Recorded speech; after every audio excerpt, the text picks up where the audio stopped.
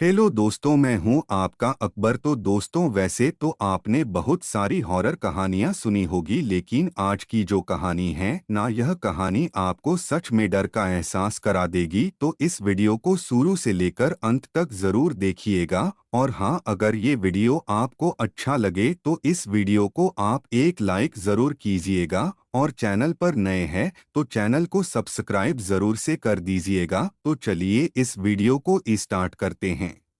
यह कहानी एक ऐसे गांव की है जहां वर्षों से एक खौफनाक और भूतिया प्रेत आत्मा का आतंक फैला हुआ था। गांव का नाम था कालीपुर, जो दूर दूर तक अपने प्रेतवाधित माहौल के लिए जाना जाता था। इस गांव में एक पुराना पीपल का पेड़ था जिसे लोग बेहद डर से देखते थे। कहते थे कि इस पेड़ के नीचे रात को कोई आत्मा बैठी रहती थी, जो रात के अंधेरे में गांव वालों को अपनी ओर खींच लेती थी। कई साल पहले गांव में एक औरत रहती थी जिसका नाम रुक्मिणी था। वह एक सीधी सादी महिला थी, लेकिन गांव में उसकी पहचान एक विचित्र घटना से होने लगी।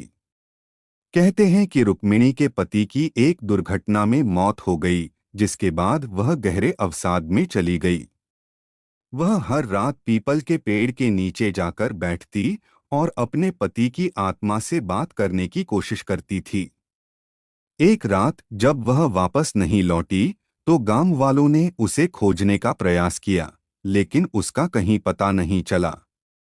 कुछ दिनों बाद गांव के कुछ लोग कहते हैं कि उन्होंने रुक्मिणी को उस पीपल के पेड़ के पास भटकते हुए देखा।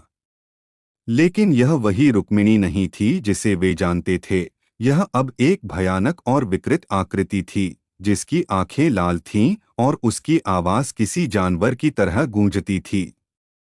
इस घटना के बाद गांव में अजीब और डरावनी घटनाएं होने लगीं। लोग रात में अजीब आवाजें सुनते, दरवाजे अपने आप खुल जाते और हवा में फुसफुसाहटें सुनाई देतीं। जो भी पीपल के पेड़ के पास जाता, वह या तो बीमार पड़ जाता या रहस्यमय तरीके से गायब हो जाता। गांव में कई तांत्रिक और साधु आए, जिन्होंने उस आत्मा को शांत करने की कोशिश की, लेकिन कोई भी सफल नहीं हुआ। गांव वालों का मानना था कि रुक्मिणी की आत्मा किसी अज्ञात शक्ति के वश में आ चुकी थी, जो उसे मुक्त नहीं होने दे रही थी। जो भी उसके रास्ते में आता, उसे यह आत्मा अपना शिकार बना लेती थी। एक दिन गांव के एक साहसी युवक रवि ने इस रहस्य से पर्दा उठाने की ठानी। वह एक रात अकेले पीपल के पेड़ के पास गया और वहां उसने एक अजीब दृश्य देखा। पेड़ के नीचे रुक्मिणी की आत्मा खड़ी थी, लेकिन उसके आसपास एक गहरे काले धुएं का घेरा था। अचानक वह आत्मा रवि की ओर बढ़ने लगी, लेकिन रवि ने हिम्मत नहीं हारी। उसने अपने साथ लाए हुए पवित्र मंत्रों का जाप शुरू किया।